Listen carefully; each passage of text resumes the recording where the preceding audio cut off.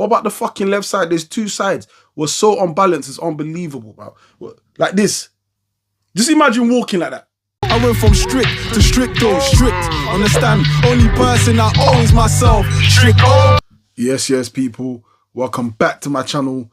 Big Stricto here. Don't forget to like, share, subscribe, whatever it is that these people tell you to do, but do it for me.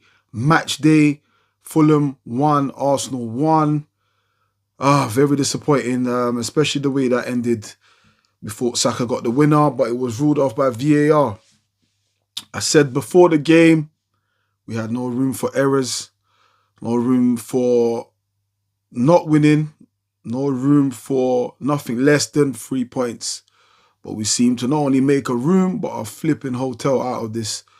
Where does that leave our title ambitions? Where it was before. Now, there's two ways of looking at this. I think I gave myself time. We've closed the gap by a point. So we're now 6 points behind. Now, obviously, the obvious thing is, I don't think we're winning the title. Of course, that's obvious, isn't it? You know, given that Liverpool didn't play, given that Tottenham are playing, Chelsea, we had to fully capitalise. Nothing less than a win. However, maybe this is just the optimism in me. I don't know, but it's a point gained. Fulham have become a fishbone for us over the years. And I said at my stream, I think the fact we didn't muster a win at any point against Fulham last season is why we won the league. But now you watch Fulham play, they're very organised. They defend well and take their moments when they get it. And they did just that when Jimenez scored. You know, they were just sitting back, which of course you're going to expect them to do. It's Fulham. Do you know what I mean? You know, that's how they play their football. That's how they earn their crust. And you can't grumble against that. That's just how it is. You know, the top teams play a certain way and the non-top teams play a certain way. But they took their chance and they scored. And, you know, you can look at Kivior, you know, we gave him his flowers against United. But again, ball watching, not watching the man. And Jimenez gets behind him and scores it, you know. But that first half, it was a wasteful first half. And I mean wasteful in the sense that we just looked like we didn't know what we was doing. You know, we created a few chances here and there, but half chances. Like, we didn't look intentional in that first half. And for me, Trossard stayed on another 20 minutes more than he should have, if you ask me. And again, that's been the theme of when we're not doing well, change Trossard, take him off. And Martinelli came on, didn't really do much himself, but, you know, the time when I thought he did, I thought it was the winner, or it was chalked off. Saka had a quiet game as well, but listen, you can't always be relying on Saka, man. There's fucking 9 other outfield players, you know, to make something happen. You know, people saying, we've turned into set piece FC. So be it, man. A goal is a goal. Who's fucking complaining? You know, a goal is a goal. Like, set pieces are part of football. I don't understand this whole criticism, especially from our fan base, saying we've only got one way to score. No, we don't. The problem is, in that final third, we're just not finding the edge right now.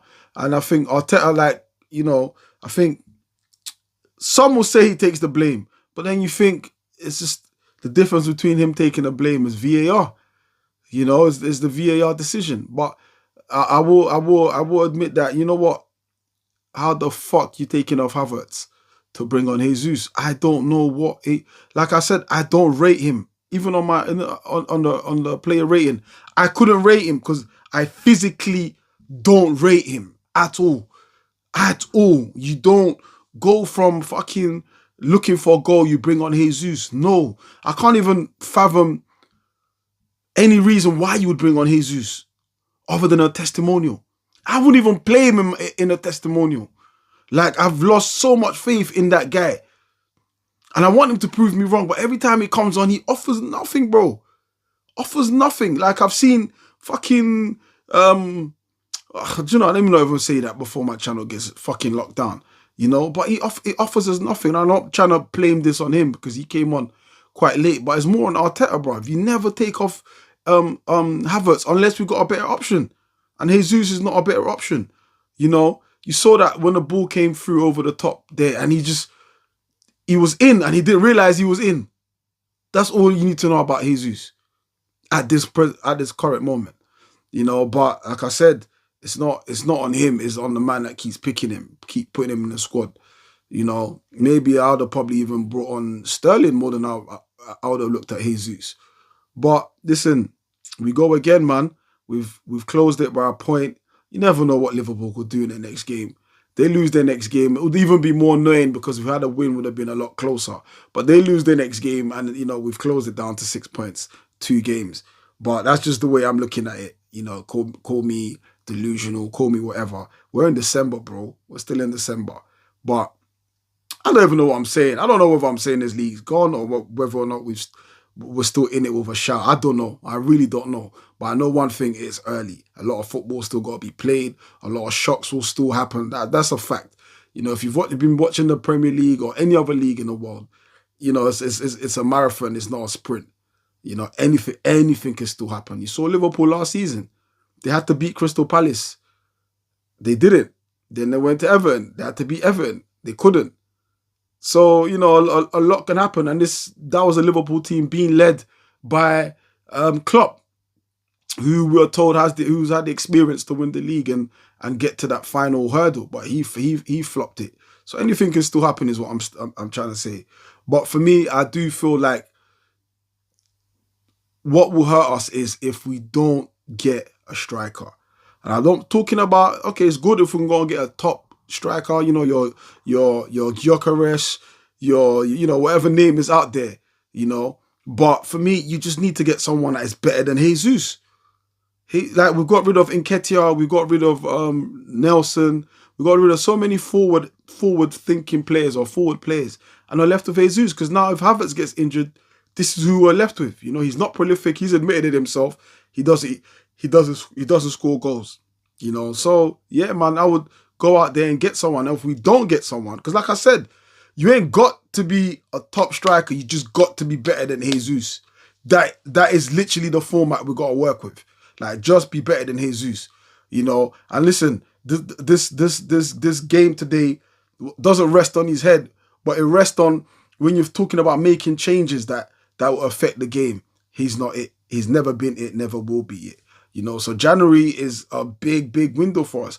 Edu's gone now, so, you know, we haven't even got someone in yet to replace Edu. So we haven't replaced Edu, we haven't replaced Nketiah, we haven't replaced Nelson, or you could say Sterling is a replacement, but adequate replacement is what I'm saying. You know, so we need to get a fucking director in ASAP because January is just round the corner. We need to get someone in ASAP. We need these signings, you know, because now we're being, it's coming through fruition now. Some said earlier in the season, should have signed a striker. I get it. But the way we play the system, it's not necessary. You're not necessarily looking for a fucking gunman.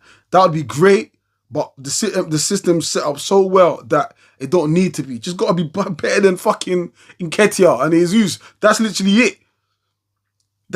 it. You know, and that's ultimately has cost us some games. Some of the games we've lost, some of the games we've drawn. We've had chances, someone who could finish, and we don't have that. We don't have that. We're too reliant on Saka, too reliant on Odegaard. Just literally our right side. What about the fucking left side? There's 2 sides. We're so unbalanced. It's unbelievable, bro. Like this. This is us. Just imagine walking like that. Imagine walking like this. That is us, bro. The right side too high, the left side all the way down. It's not fair on Saka and Odegaard, those on the right who are constantly pushing and pulling, constantly every game. And that's what happens when they're not on par today. You will see we don't perform like we usually do. You know, so that needs to be looked at. It's obvious. It is obvious. So we'll wait and see. But I do think it's a big opportunity missed. Whether or not this game has taken us out of the title race, I don't know. I've seen that shit turn around many a times. But that's what it is, man. But yeah, we'll go again. Fulham are just becoming a fishbone to us, man. Honestly, bro. Fulham are a fishbone. And I don't mean fishbone. If you ever try to get a fishbone stuck in your throat, that's what Fulham are, bro. That's what they are to us right now. You know, just can't disperse of them no matter what we try. No matter what we try. But listen, on a positive, like I said, there's a +1. You never really know what happens in Liverpool's next game. You never, you know, I think they've got Fulham next, maybe. You never know. You just never know. So yeah, we'll wait and see, man. But anyway, people, like, share, subscribe, whatever it is that these YouTubers tell you to do it for.